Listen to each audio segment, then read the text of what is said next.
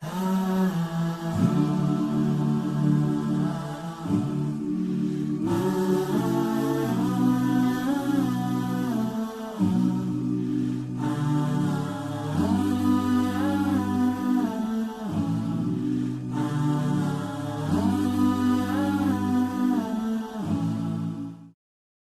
لله نحمده ونستعينه ونستغفره ونؤمن به ونتوكل عليه ونعوذ بالله من شرور أنفسنا ومن سيئات أعمالنا من يهده الله فلا مضل له ومن يضلله فلا هادي له ونشهد أن لا إله إلا الله وحده لا شريك له ونشهد أن سيدنا ومولانا محمدا عبده ورسوله صلى الله تبارك وتعالى عليه وعلى آله وأصحابه أجمعين ومن تبعهم بإحسان إلى يوم الدين. أما بعد قال سبحانه وتعالى إن الله وملائكته يصلون على النبي يا أيها الذين آمنوا صلوا عليه وسلموا تسليما.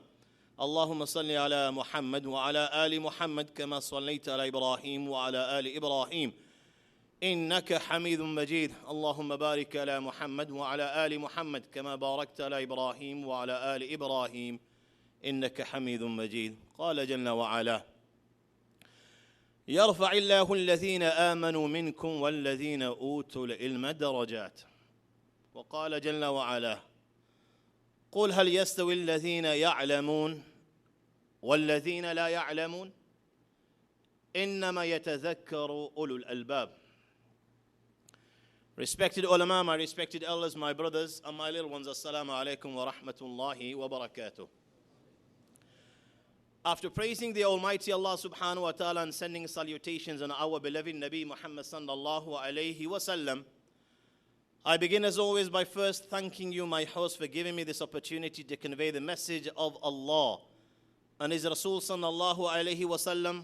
I pray to the Almighty Allah that Allah accepts these efforts of yours in listening to this message, as I pray to the Almighty Allah that Allah gives me the tawfiq to deliver this message, to say what is haqq, what is right, without diluting the teachings of Allah and His Rasul sallallahu alayhi wa sallam. My young friends, we live in an age of fitna, where people will sell their mothers, where people will not hesitate to dilute the teachings of Allah and His Rasul sallallahu alayhi wa sallam, where people will attribute to the Nabi of Allah and Allah things which Allah and His Rasul sallallahu alayhi wa sallam did not say. This is why I ask Allah to give me the tawfiq to say what is haqq, what is right. Whatever our beloved Nabi sallallahu alayhi wa sallam said in its true and pure form over 1400 years ago. My young friends, for today's session I've chosen the importance of Deen.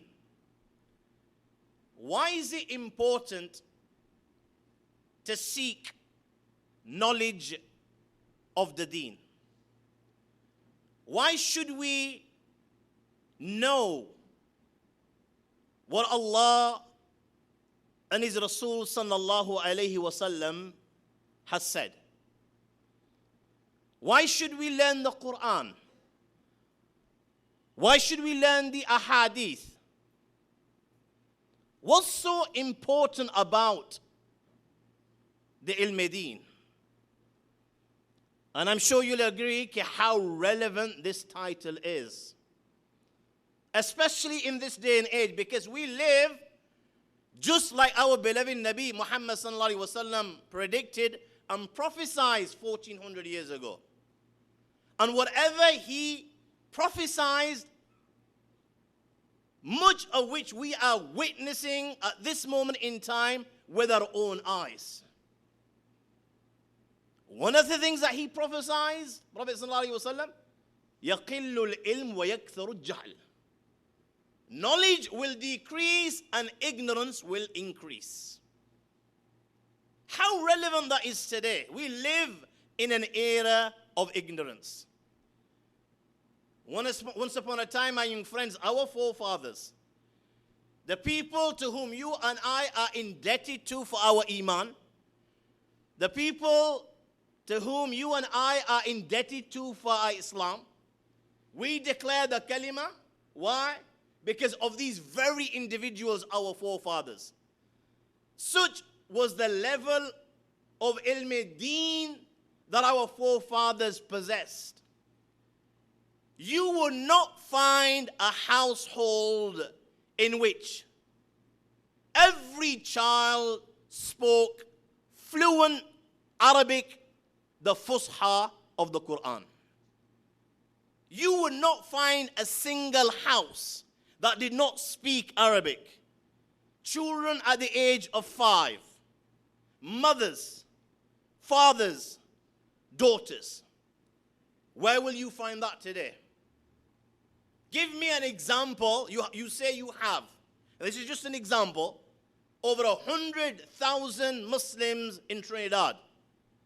Give me one example where the entire household, from the mother and father to every sibling, can speak Arabic. Know what the Quran is saying. Not only could they speak the Arabic language, such was the level of Islamic knowledge that they would speak the Quran. Such was the level of Arabic knowledge that they would memorize the hadith of Rasulullah sallallahu alaihi wasallam off by heart. I ask you, my young friends, there are over 100,000, whether it's here or whether it's in my city, Bradford, there are over 100,000 Muslims there. Give me an example of one individual that has memorized a hadith of Rasulullah sallallahu alaihi wasallam complete, with the chain of a narration, including the matan and the text. And believe me, even if you find one or two individuals out of 100,000 people, after 2-3 individuals, you will begin to stutter. You will not, your mind will go blank, and that's as far as it will go. And our forefathers, there were individuals who had memorized over 100,000 ahadith of Rasulullah sallallahu alaihi wasallam off by heart, including repetition. And they would call these individuals hafiz. You know, in this day and age, when we use the word hafiz, what are we referring to? Hafiz of the Quran. In this day and age, when we use the word hafiz, we are referring to hafiz of the Quran. In those days, when they used the word hafiz, it did not refer to the hafiz of Quran. Why? Because every guy already memorized the Quran. Memorizing the Quran in those days wasn't an achievement. Why? Because every guy in every family, not one, you would have 10 people that knew the entire Quran, from Alhamdulillah Rabbil Alameen, right and including Qul A'udhu bi Rabbin Nas off by heart. There would be 10 people. In those days, who they would call a hafiz is who had memorized 100,000 hadith of Rasulullah sallallahu alaihi wasallam off by heart. People like Hafiz ibn Hajar al-Asqalani. People like Hafiz al-Dhahabi. People like Hafiz al-Mizzi. And those that had memorized every single hadith of Rasulullah sallallahu alaihi wasallam, they would give him the title Hakim, the ruler. They would give him the title Hakim. Hakim Abu Abdullah, who's written Al-Mustadrak Lis-Sahihain, memorized every single hadith of Rasulullah sallallahu alaihi wasallam off by heart.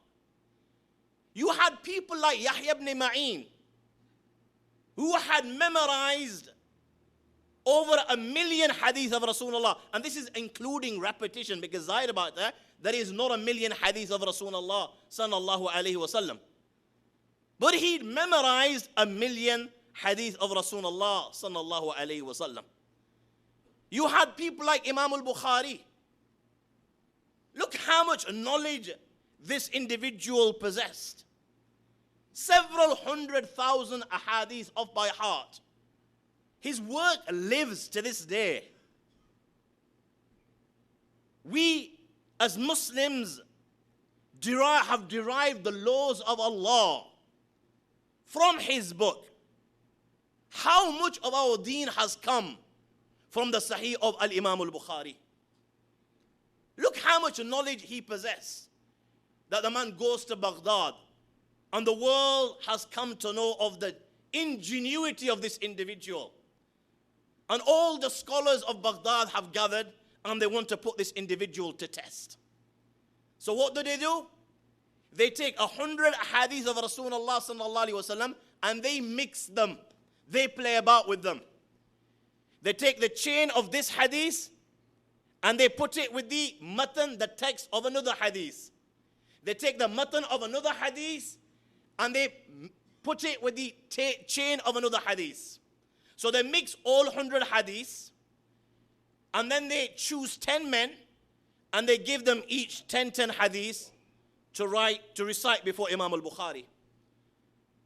Now these individuals come before the great Imam al-Bukhari and one by one they come and they recite these 10 hadith.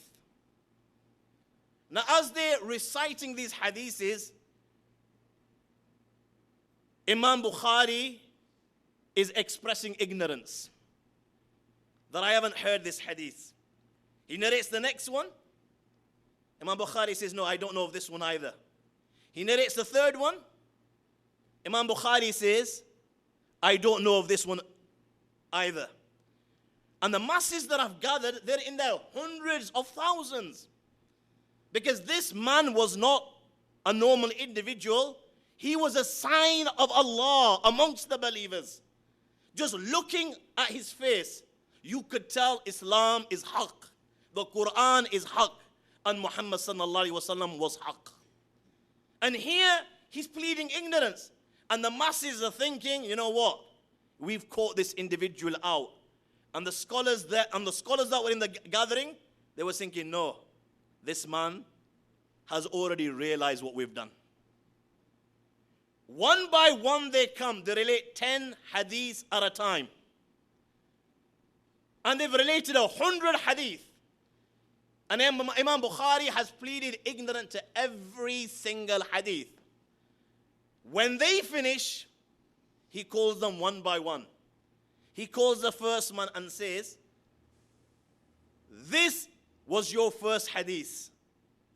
This is how you related it. Haddasana, so. That Prophet ﷺ said such a thing. This is what you said, but what you narrated is incorrect. Because the hadith is not like this. The hadith is like this. And then he narrates the correct version of the hadith. He did this with the first hadith, the second hadith, the third hadith, the fourth hadith, right up to 100 hadiths. He narrated them as they had narrated them, with the mistakes that they had narrated them, even though he only heard the hadith in that gathering only once, and he rectified all 100. This is the knowledge that they possessed when it came to Ilm Deen. You had people like Hafiz ibn Hajar al-Asqalani. Again, Hafiz, because he had memorized 100,000 hadith. I ask you, my young friends, how many works do you think this individual has written on the Deen? How many books do you think this individual has written on his own? This man was indeed blessed. You've heard of the Sahih of Al-Bukhari. The best commentary on the Sahih of Imam al-Bukhari has been written by Ibn Hajar al-Asqalani, and it's called Fathul Bari. This work, depending on what print you look at, is roughly 15 volumes, roughly. Each volume consists more than 500 pages.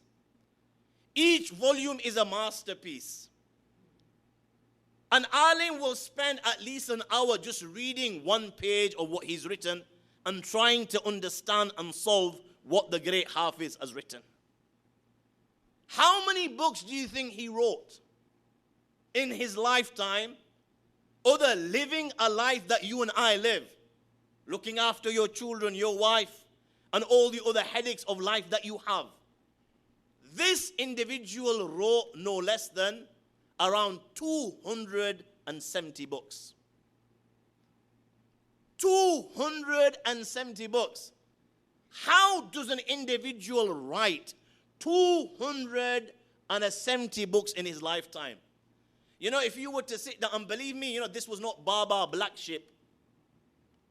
You know, some Jackanory or some fairy tale. Every book is a masterpiece. Every book, more or less, is a reference book. You know, if you were to sit down and just take a pen and write rubbish from the moment you are born to the day you die, believe me, I don't think you'll be able to write the amount of pages what Ibn Hajar al-Asqalani wrote in his lifetime. And if you want to compare how big of a scholar this individual was, then I say compare him with Orientalists. Not so long ago, a few Orientalists got together with the aid of one or two scholars, and mashallah, they wrote a book which took them over 20 years to compile. Over 20 years to compile. There was a good number of these Orientalists with a few scholars, and they wrote a dictionary of hadith. And this book that they wrote, mashallah, is a very good book. It's available. You probably got it in the Kutub Khana of your Darul here as well. I've seen it, I've used it, we have it in our Darul as well. It's called Al-Mu'jam Al-Mufahris Li-Alfaz Hadith An-Nabawi Sallallahu Alaihi Wasallam. And it's roughly, depending on the print, is about 9 to 10 volumes. Masters of today, Orientalists, they only wrote this recent, within this century. Masters of today, a few Orientalists put together with scholars, and between them over a period of 20 years, they could only write one book. You're living in an era of computers. You're living in an era of where you have recording machines, where you don't need to get a pen and mend it and find ink and paper. You have all these resources available. Compare what they achieved in a lifetime with what Ibn Hajar al-Asqalani on his own accord achieved in a lifetime. I've only given you one or two examples.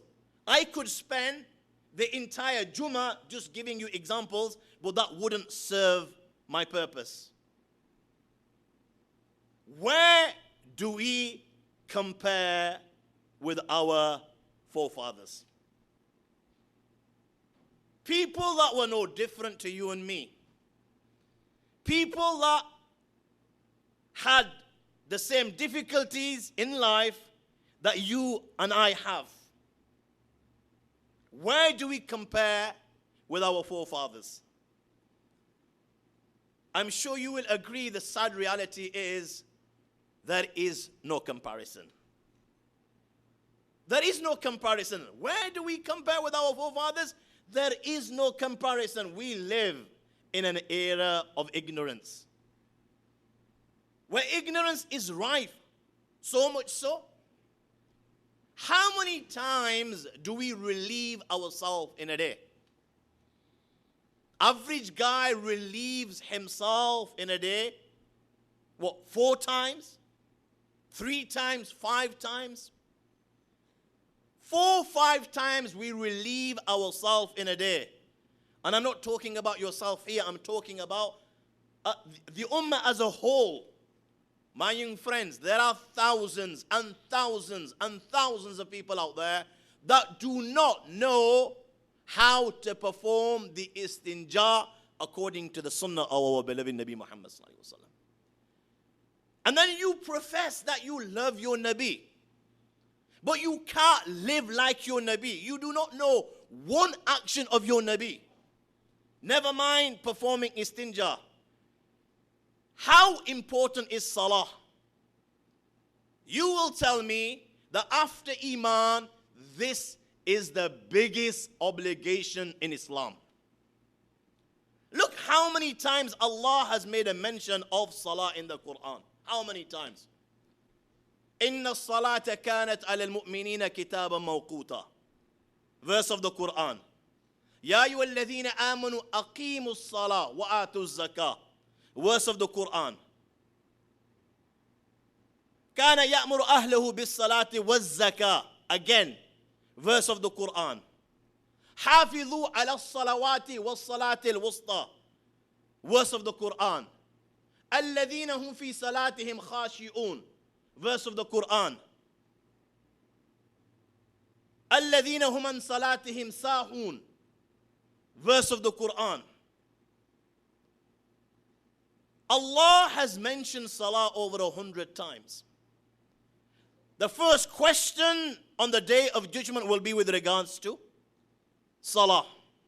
And if you succeed, you will succeed in all the other stages. And if you fail, you will fail on all the other stages. How important this obligation is, but today you will find thousands out there that do not even know how to pray. And even that, my young friends, is being generous.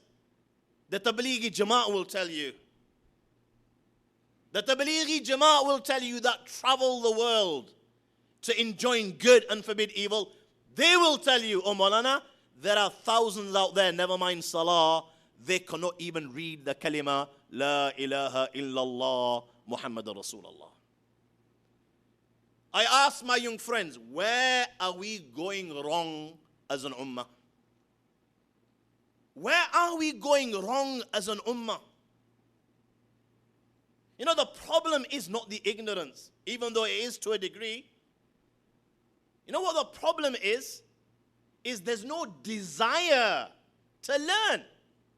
I mean, we're all ignorant. I'm an ignorant guy in comparison to someone else. You're ignorant in comparison to someone else. Allah Himself says, وَفَوْكَ كُلِّ ذِي عِلْمٍ عَلِيمٍ.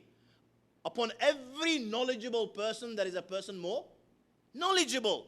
There is a person that possesses more knowledge than him. So everyone to some degree is ignorant. That's not the only problem. The problem is there is no desire, no shauq, no love to learn the deen of Allah subhanahu wa ta'ala. There's no fire burning in our hearts that's pushing us to learn the deen of Allah subhanahu wa ta'ala. And how fortunate we are that we have all the tools available. Everything is our disposal. You know, once upon a time, you may have, you were in a position to plead ignorance even here. You didn't have the tools. There was no masajid. There were no madaris. There were no ulama. There were no schools. There were no books in the English language. I ask you, my young friend, what excuse will you offer Allah on the day of judgment living in the era that you're living in? You have all the tools available. You have the masajid. You have the madaris. You have the Islamic schools. You have hundreds of scholars to your disposal that speak your language, that speak English for those that understand English. Speak Urdu for those that understand Urdu. Speak Bengali for those that speak Bengali. Speak Gujarati for those that speak Gujarati. Speak Kashmiri for those that speak Kashmiri.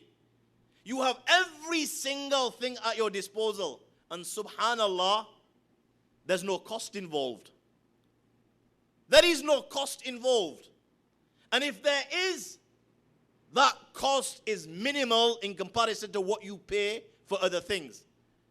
All this at your disposal, even this, does not entice us to learn the deen of Allah subhanahu wa ta'ala. Where are we going wrong as an ummah? Let me tell you, my young friends, where we are going wrong as an ummah. You know where we're going wrong? Where we're going wrong is we can't see the benefit. We've become blind. Why should you learn the deen of Allah? What will it get you? You and I believe, why waste time learning the deen of Allah? Because it will get you nowhere. Why spend 10 years of your life learning the deen of Allah? Why spend a year of your life? Why spend a week? Why even spend an hour learning the deen of Allah? Because you and I believe it will get you nothing. What? Will the deen of Allah and learning this deen, will it get you a nice house? We believe, no, it won't get you a nice house. Will it get you nice leather sofas? It won't get you nice leather sofas. Will it get you a nice car? It won't get you a nice car. Will it get you a nice mobile phone? Will it get you a job? Will it get you a good wife? Balke, if you put that on your CV that you're an alim deen or you're a religious person, in this day and age, you won't even get a wife. That's what you and I believe. So why waste time learning the deen of Allah? Whereas each and every one of us aspire and dream for ourselves and for our siblings and for our children. Let's become doctors. Let's become engineers. Let's become pharmacists. Let's become chemists. Let's become scientists. Let's become teachers and all the other dunyavi occupations. Why? Because you can actually see benefit. All of a sudden you see dollar signs. Why? You become a doctor. Look at the benefits. $100,000, ka-ching, ching, ching. $100,000. You can, mashallah, build yourself a house on Munroe and compete with the daddies of Trinidad. With $100,000, you can drive a brand new Mercedes. With $100,000, $200,000, you know what?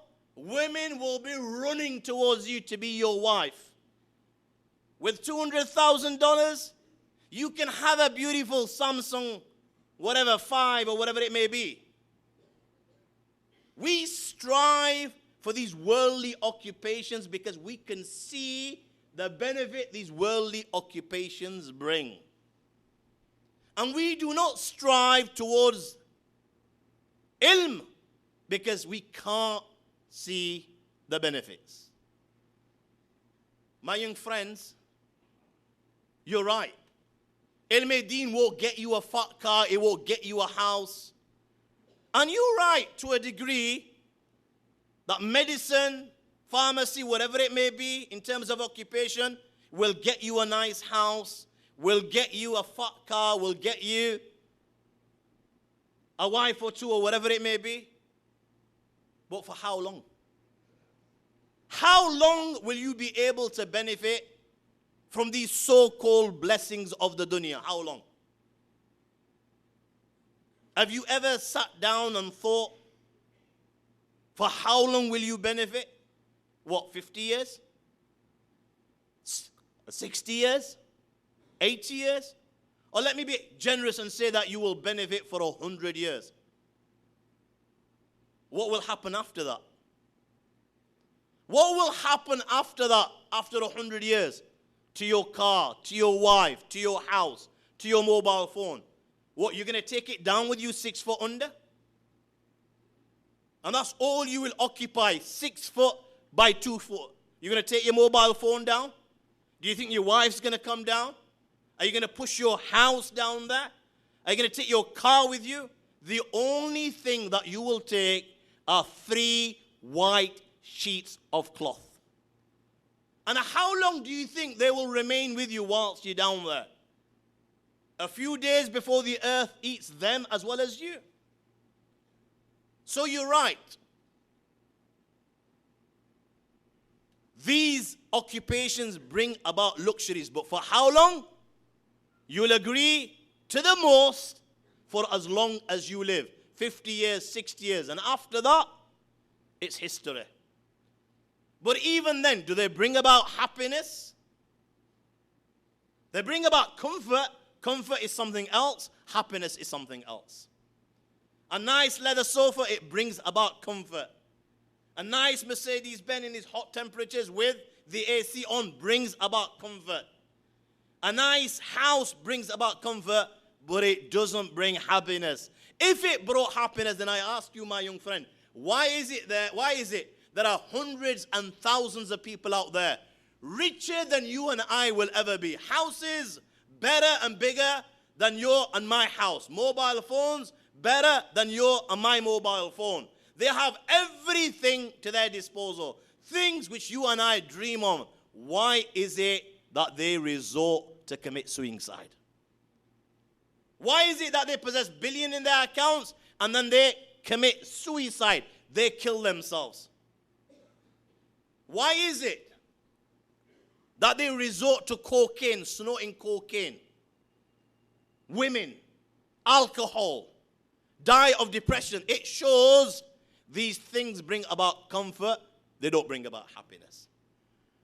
I ask you, my young friend, if it's happiness that you were looking for, if it's luxuries that you were looking for, then surely you should have been seeking the knowledge of the Deen, because this knowledge will bring about both. It will bring about happiness like you've never known it, I swear by Allah. And it will bring about luxuries which no eye has seen, which no ear has heard, and the thought of which has not even crossed the human mind. Happiness, ala bi zikrillahi tatma'innal qulub. Only in the remembrance of Allah do these hearts gain peace. The more knowledge you possess, the more you act upon this knowledge, the more this heart will feel at ease, satisfied, content. And then you'll get to such a level like Bilal Habshi, I swear by Allah that you will begin to taste the sweetness of Iman. They would persecute Bilal by day and by night. Why didn't Bilal renounce the kalima? Surely he would have felt pain. If I were to slap you here and now, or you were to slap me here and now, I would feel pain. And here they're persecuting Bilal. They're beating him. Why did Bilal not feel pain? Indeed, he felt pain, but he had tasted the sweetness of Iman. And it was the sweetness of Iman that would make Bilal forget the punishment, the bitterness of the punishment, and he would still declare, La ilaha illallah, Muhammadur Rasulullah. This is what Deen does. There are people out there on the streets of India and South Africa who have nothing to their names. But because they possess this knowledge, they act upon this knowledge. Every morning they wake up with a smile on their face. They are content. They are satisfied. They are happy. They are billionaires by the morning and they are billionaires by the night. I ask you, my young friend, if it was luxuries that you were looking for, then why are you settling for luxuries that will only remain with you for 30 years? That will only remain with you for 50 years? That will only remain with you for 100 years? Why don't you go for the luxuries that will never come to an end? What type of luxuries? ما لا عين رأت ولا أذن سمعت ولا خطر على قلب بشر. Luxuries which no eye has seen, which no ear has heard, and which has never even crossed the mind of a human being. Luxuries in a place called paradise. You know, I landed here yesterday in St. Lucia, and the guy that was driving the taxi, he says, is this your first time in St. Lucia? So I just playing along with him. I says, yeah. He said, we call this thing paradise. And I said, in my mind, I was thinking, yeah, paradise. My friend, only if you knew what paradise was. Paradise, fiya anharu min ma'in ghayri asin. Rivers flowing everywhere, where river is not polluted. Rivers of milk. You know, while you were in the dunya, you used to read about Cleopatra bathing in milk, and you're thinking, wow, this woman must have been some next thing. bathing in milk. And there in paradise, you have rivers flowing of milk. Dive in there. Swim as much as you like. Rivers of wine, delicious for the drinkers. Rivers of honey, which is clear. Trees made out of gold. Trees, banana trees, cherry trees, mango trees, gushing with fruit. You're sitting here thinking now, you know what? It's Jummah. I wish when I go back, my wife's, made a barbecue lamb for you. And you know what? When you get home, never mind a barbecue lamb, she's going to knock you so that even you start seeing stars. In paradise, my young friend, when you're just sitting there and this same thought crosses your mind, you know what? Within a zillionth of a second, not only will you see a barbecue lamb in front of you, you will see barbecue fish, you'll see barbecue chicken, and it goes forever and ever.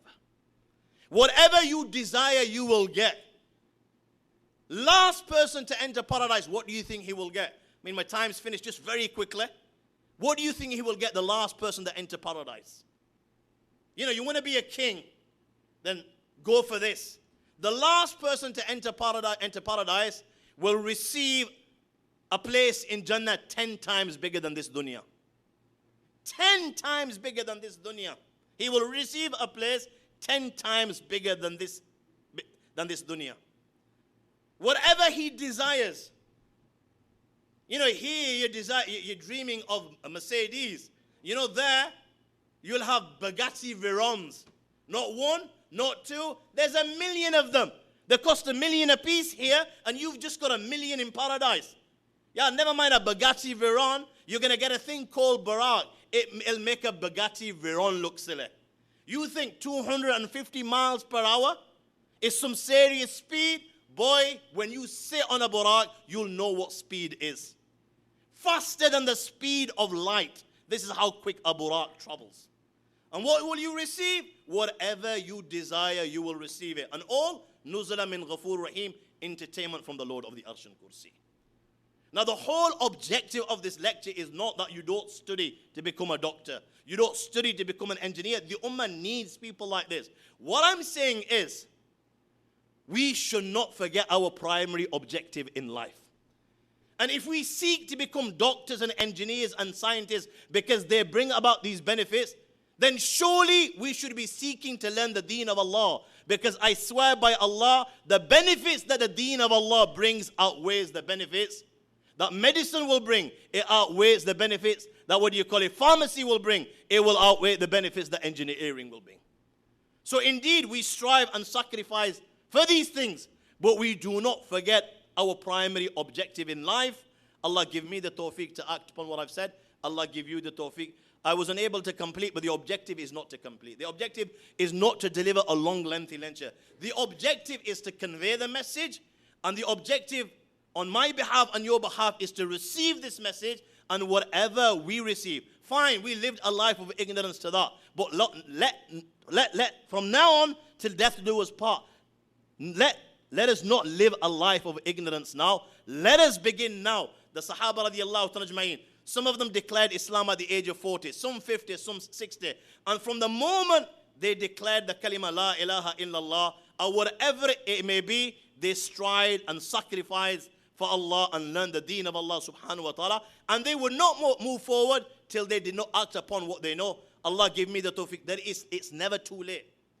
I only came from England yesterday, and you know what? I was so pleased to hear that a woman had completed hifz. How old do you think she was? 63 years of age. When you've got a fire burning in your heart, then you'll strive and you will sacrifice. 63 years of age, and she memorized the Quran. This is the passion. When you can see these benefits, then you strive and you sacrifice. But if you can't see them and you remain blinded for the rest of your life, then you'll do nothing. And you'll go. And when you go, what will happen? The end result is either heaven or hell. You only live once. Make a choice. Make a wise choice. Allah give me the tawfiq. Allah give you the tawfiq. Wa akhiru dawana alhamdulillahi rabbil alameen.